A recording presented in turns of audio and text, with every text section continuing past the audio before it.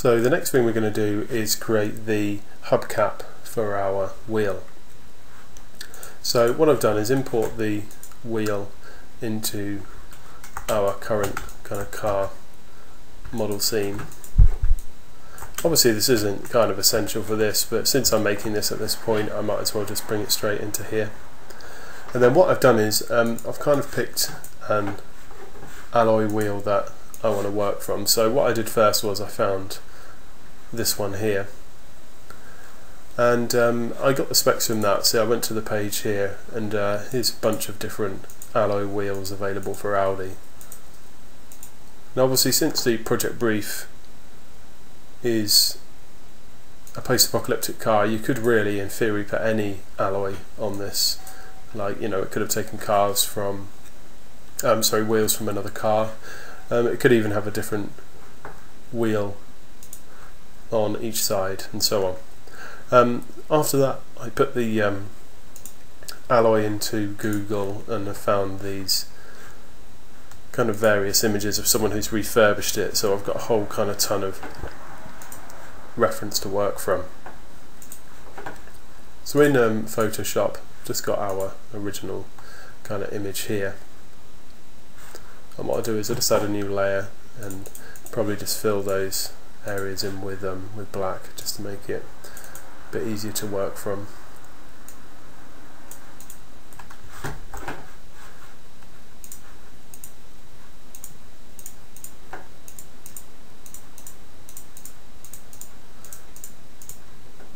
If you wanted to get rid of those kind of white lines around here, you can just increase the tolerance a bit when you fill. Don't know if that'll still do it, but yeah, like that. So yeah, even then now the tolerance is a lot closer because it's that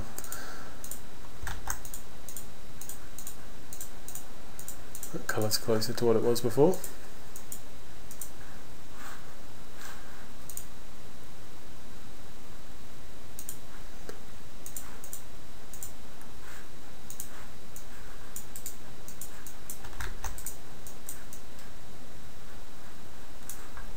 Once you're kind of happy with how your plan is, you might find one that's already like set up. There were a couple of other ones that I found. For instance here, these are official kind of off the actual kind of A3, so you could use one of those. And obviously all you need to do on something like that is just kind of select it all and just crop that. Okay, so back to our wheel here. One thing I might do is just crop this off kind of roughly the same dimensions here, like that. So it's, and then we'll save this out.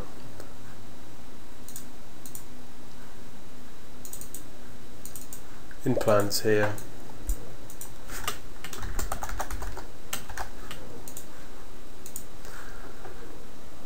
And one thing we'll want to do is take down the dimensions. So 322 by 283. So if we make a new plane in here, and I've already forgotten what the dimensions were, so it's 322 by 283. So I'll put 3.2 by 2.83. Rotate this 90 degrees and reduce the segments down as well. Then I'm just going to scale that up. And the reason I'm scaling up like that is because there's no need to change these anymore. I know that these are the exact kind of ratio for the image. So if I scale this image up, as long as I do a uniform scale, it's always going to match that image, which hopefully is a nice kind of circular image. So I'll set this as a image for that. And one thing we'll want to do is just make sure that that plane is matching this. I'm just going to unitize it. There you go, you can see that's looking pretty spot on. So one thing I'm also going to do is add this to our plans layer. Well, I'll do that in a sec. First of all, let's get it in position. So really what we want to do is put that bang on in the center there. So you can see it's not quite centered, but that's okay. Let's now move that into there. That's okay that it's not quite centered, because what we're going to do is use the object we make to get our perfect kind of center point. So we'll make a cylinder, rotate that 90 degrees, use our translucency. We'll just increase the amount of caps in this and just scale this down. So another thing we want to do is look at the number of sides. So what we're going to, basically the way we're going to make this is by creating a cross section in the same way that we did the tyre, but only this time if we look here and figure out how many times this repeats. So we've got 1, 2, 3, 4, 5, 6, 7. So we've got 7 kind of areas of repetition here.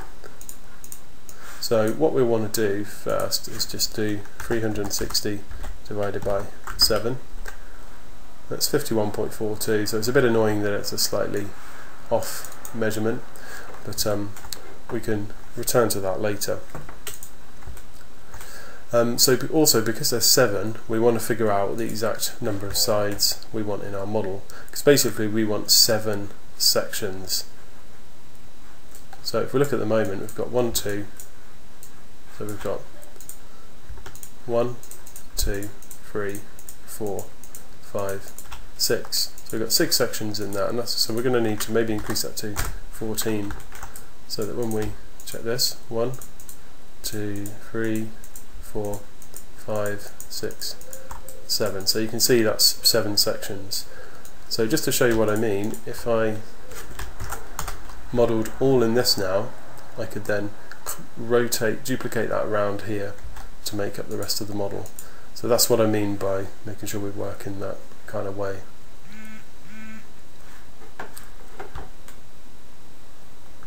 So what we want to do is just make sure that we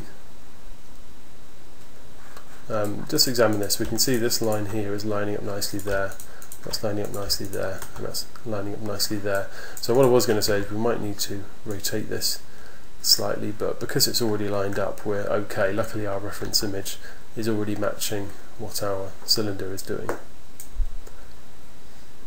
Okay, so we're all lined up, we've got the right number of points in this. You could obviously double this, to be fair, to make it a bit easier to shape later on, and I think I will do that. So now we've got 4 polys for each side, so 4, 4, 4, and so on. Let's add this to other plans now as well. So we'll do unselected objects and make sure that's set to R, and now look, you know I can't select the plan. So we figured out the number of sides. The next thing we need to do is figure out the number of subdivisions in our cap. So if we just select this loop, we know that that loop is going to need to kind of come up to there. We're going to need 1 loop around here, and we're definitely going to need a loop in there. So the bare minimum, I would say we should have 4 subdivisions on this, and I think that'll be okay for now. Let's just work from this. So let's go into vertex mode and select that vertex there, and then use Control and F11 to select those faces. Then we use Shift and full stop to scale up until we're on the boundary of this. So basically I'm just selecting that cap. Then we use Control Shift and I to invert the selection, and then just hit delete. Great, so we're now kind of ready to start modelling into this. And as we mentioned before, we've got these 4 loops that we're working from. So let's select all those. And in fact, the first thing we want to do is just scale this down to match to there. So let's get all these loops that we made in the right places, like that. Okay, now we can select that cross section there. So if we do Control Shift I and delete, we know that we're going to now be working from this cross section. So let's put these straight into place. So if we go to Edit, Duplicate Special, and then the options, we'll go to Instance. Well, first of all, let's reset settings. We'll set this to Instance. Make sure everything else is fine, and then we need to set our rotate as well. So remember, we've got 7 sections, and that's why we did 360 degrees divided by 7. So I'm pretty sure we'll be okay up to, say, there. So put that in. Let's just hit apply. And if it's rotated on the wrong axis, you just need to change to one of these. So, okay, there we go. So let's just check that's nicely instanced, and yeah, it's all working fine. So we can close that off now. So now we can edit this shape and have it affect the others. Okay, so the first thing we're going to want to do is define this shape down here.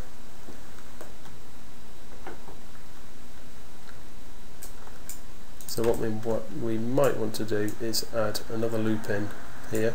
And I'm not too worried about it not smoothing down there, because we can resolve that later.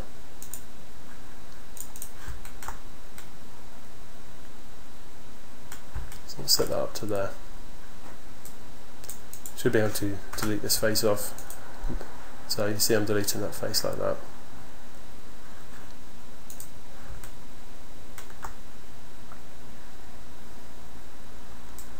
And we'll probably want to do the same on this side as well. So we'll add another loop in, roughly where that point is.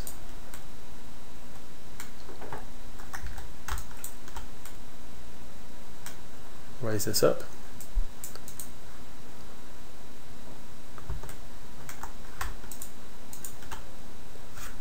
Then we'll delete out those faces as well.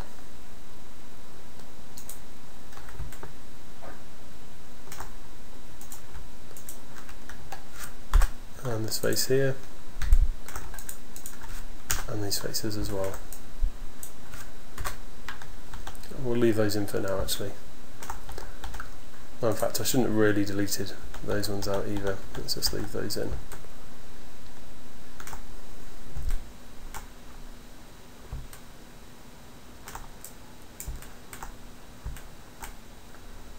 Okay, so the next thing we'll do, we'll just snap this one onto here, and this one onto here, and that there, and that there. And we'll move this out, and we'll move this one out as well.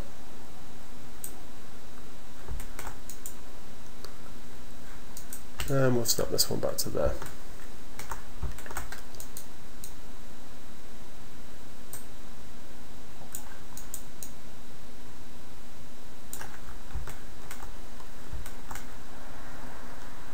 Okay, so you can see we've already got the rough shape now of this in place,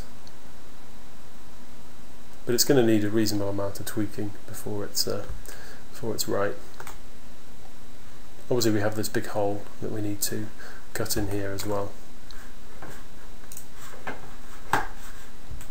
Okay, so bearing in mind I've always got my reference images on my other monitor,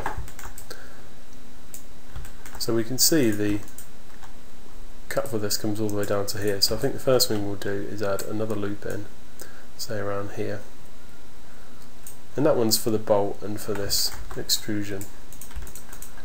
So once we've done that,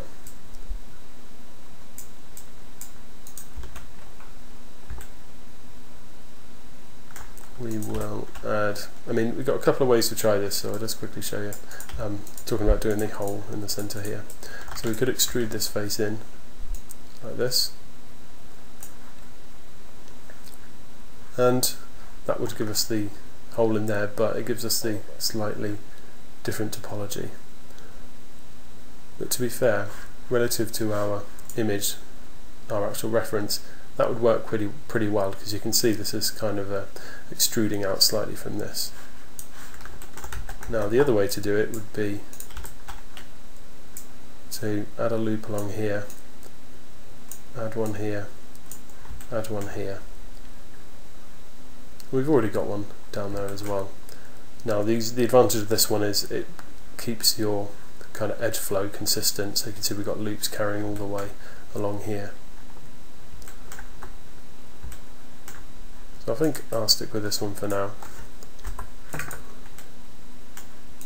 So let's move these up, and let's make sure we do this consistently. So we'll move them up together,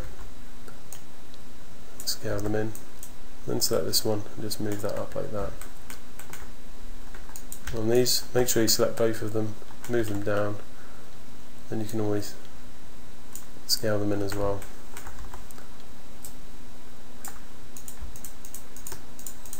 And you can delete out those faces there. So we just check our model. We can see that from our front view that's looking pretty good.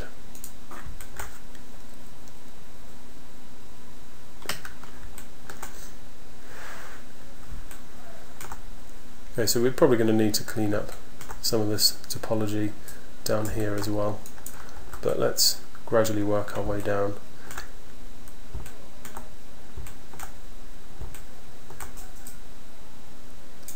So I still think I'm going to leave that bit just for now and concentrate on getting the shape just right.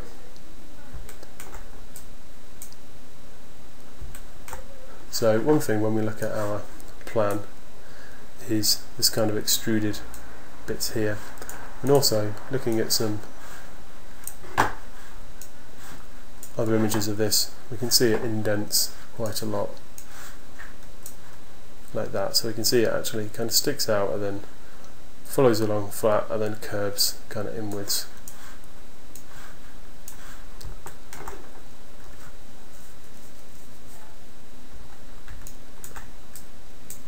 So what we'll do is, first of all, we'll add a loop here and we'll add a loop here. And what we're going to do is use those to bring this whole slide down. So if we just pull those down on that axis like that, and then if we select all the faces along here, we can also pull those down slightly as well. So you see how that is now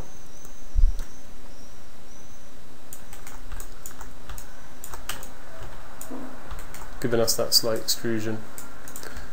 So I'm going to select this one, use the slide edge tool and just slide that up a bit because it's really a very narrow line. So if we look at the plan here, you can see here it's a very, only sticks out a very small amount. It indents quite a lot, but in terms of the front view it only sticks in slightly. Obviously we can use our plan here as well. I'd say that probably does come in a little bit further.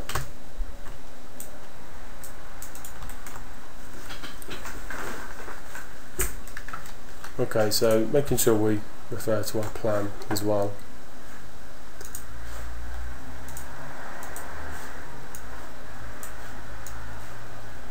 And obviously all our reference pictures. The next thing we might want to do is get some of this kind of depth going on in here. So we can see it literally comes very far down. It'd be good to kind of get this started now. So again, I'm going to have this image on my second monitor, so make sure that if you're working off this one that you have that ready to work from. So I think the first thing we'll do is actually bring these edges down as well. Extrude them down.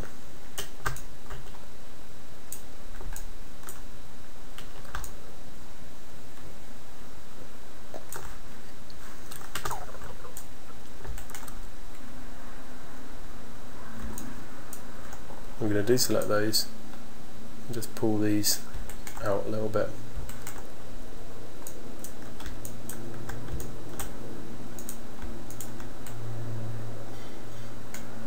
One thing I want to do is just weld these two together. And then the same up here. So I'm going to use G to stick those. So I need to do the other side as well. This would probably be easier if I did this in two views.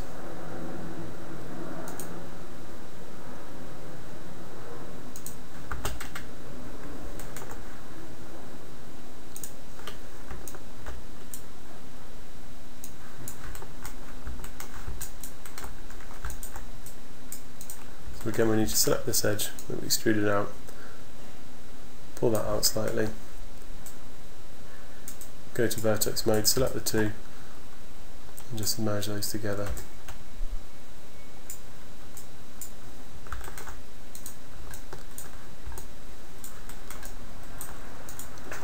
Okay, so now with those stuck on like that,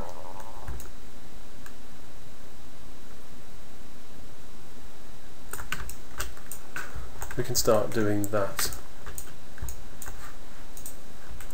centerpiece here, so where this kind of comes down a lot further. So this one here is fine, I think. Let's just check on our perspective view.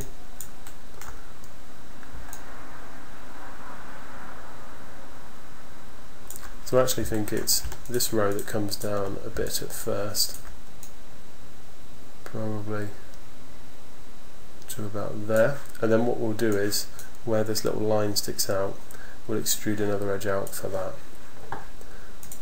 Then this line here actually comes a lot further down than what we have at the moment. So actually this line here is actually where this kind of indents all the way down here.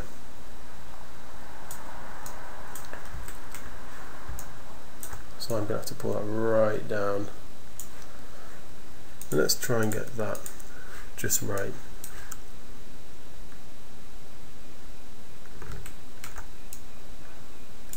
So maybe two about there, maybe even a little bit further.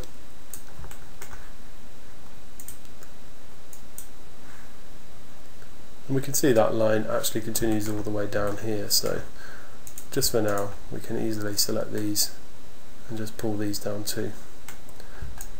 And same on this side. So we go to vertex mode, select that vert, and just snap that straight onto there.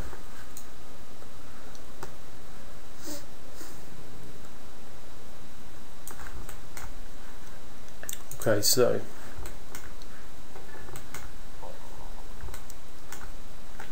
another thing we're going to need to do here is add another kind of loop going around here. And if we use the slide edge tool, we can make sure that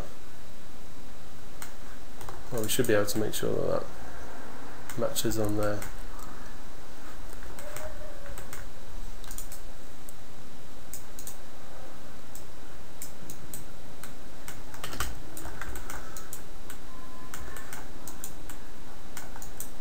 But if not, we can just hack this slightly like this.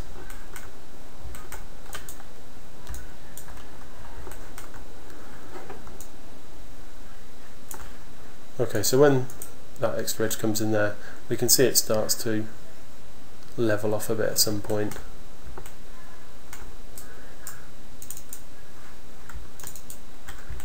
So if we just push that up,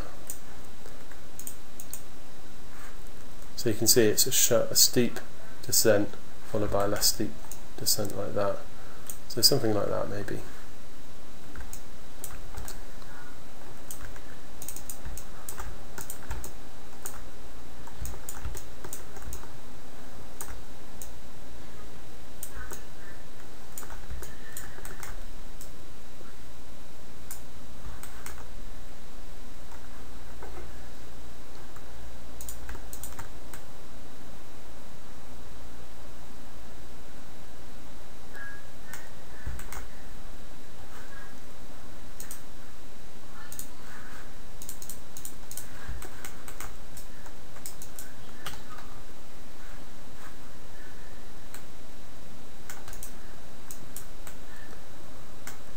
Right, so that'll roughly do for now.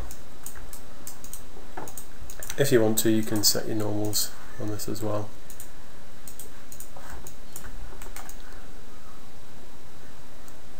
Okay, so that's coming along reasonably well. If we just jump back into look at our reference, I suppose the next thing we want to do is actually the inset here.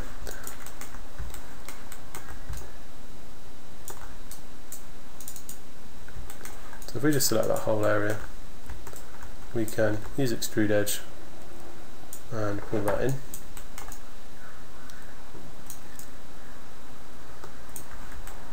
And we'll probably need to scale that slightly in as well.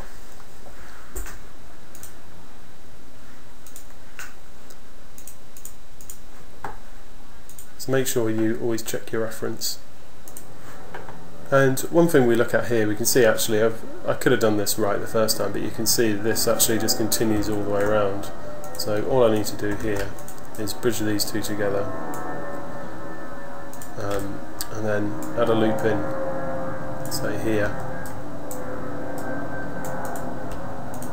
Should be able to bridge these and bridge that.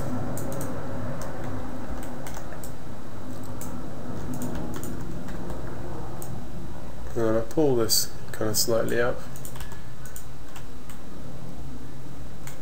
and this slightly up as well. Let's just straighten off that edge too. And then if I select these two edges, hold V and snap it to this there. I'll pull those down.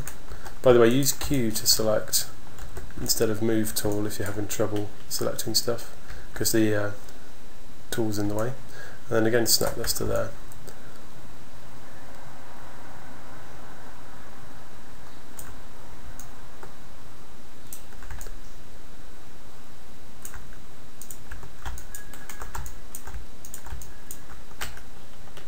I'm just going to check that's definitely lined up.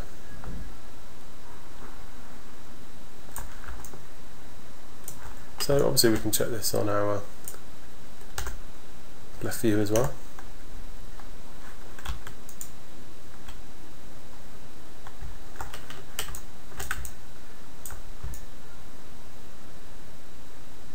So you can see my problem there.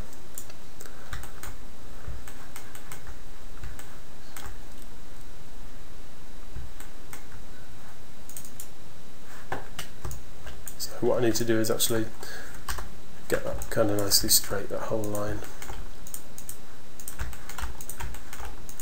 So I'll just select the whole lot in that, go to scale mode and just flatten this off.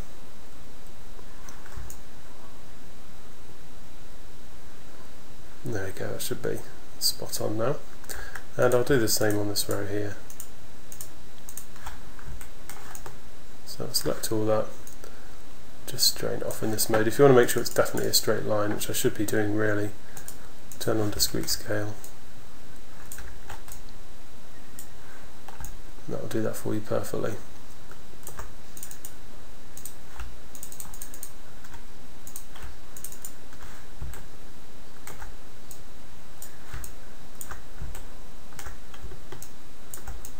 So let's just check all these other lines as well. Get all those nicely straight too.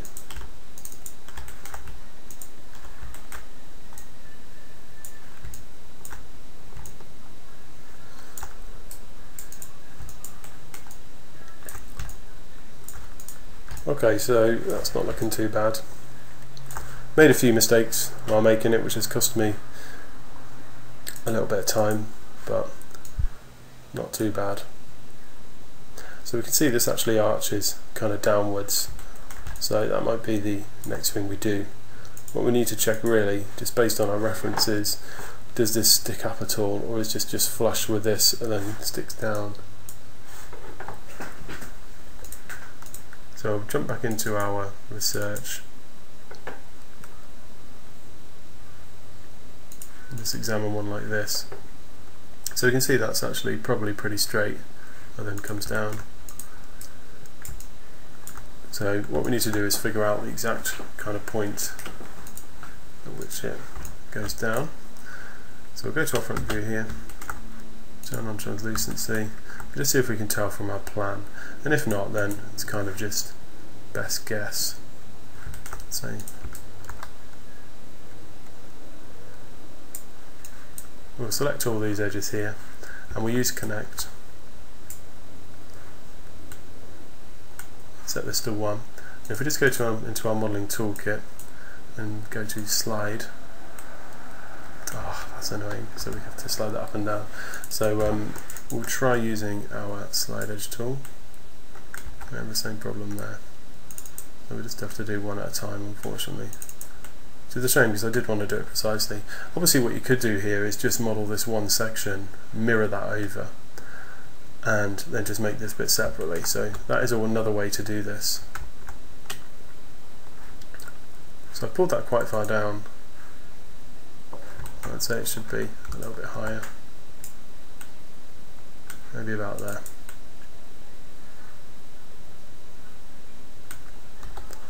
Okay.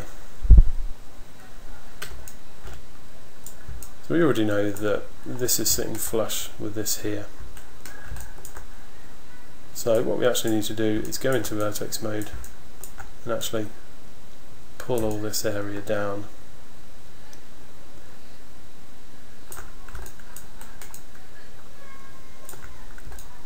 And then what we can probably do is, if we bevel these edges off, browse to our bevel settings,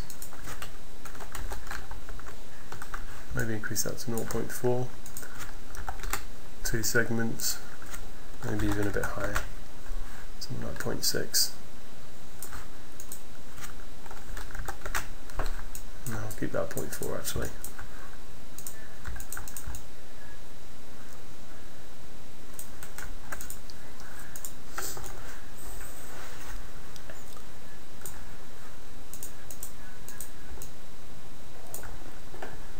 Okay, so let's just see if there's any more we can do in this kind of area here. So you can see we've actually, where that angles down,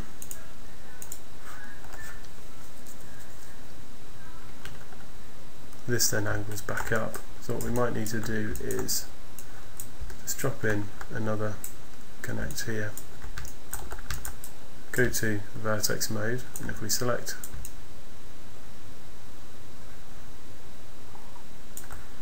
these 4 verts, let's just make sure it all does that.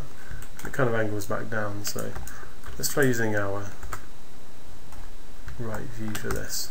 In fact, what I might do is just hide unselected on this. So just isolate that.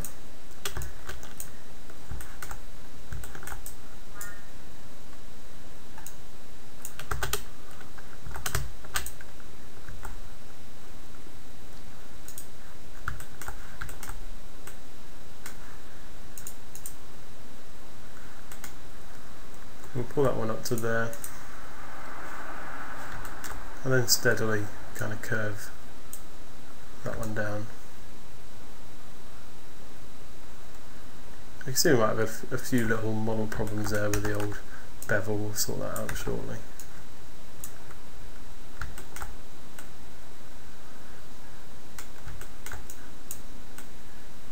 In fact, let's sort that out now. So just select these little faces that the bevel has created and just delete these off.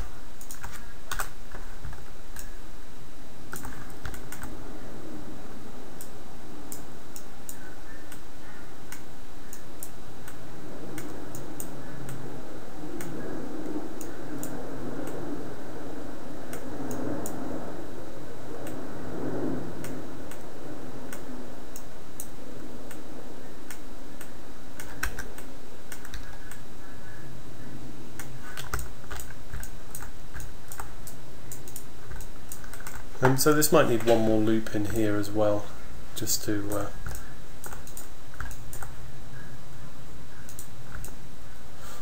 help define that curvature, because if you look at that line there, so from here to here, and then look at this drawing, you can see it's quite a big curve. So yeah, we might want to just quickly add in one more.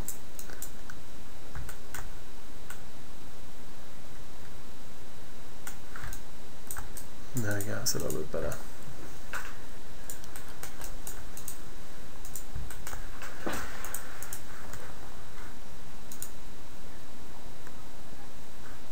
Okay, so let's just look at this bit here. So we can see that's quite a straight edge compared to what we've got at the moment. So you can see it kind of comes in sharply and moves across like that. That's definitely something we want to get across in this.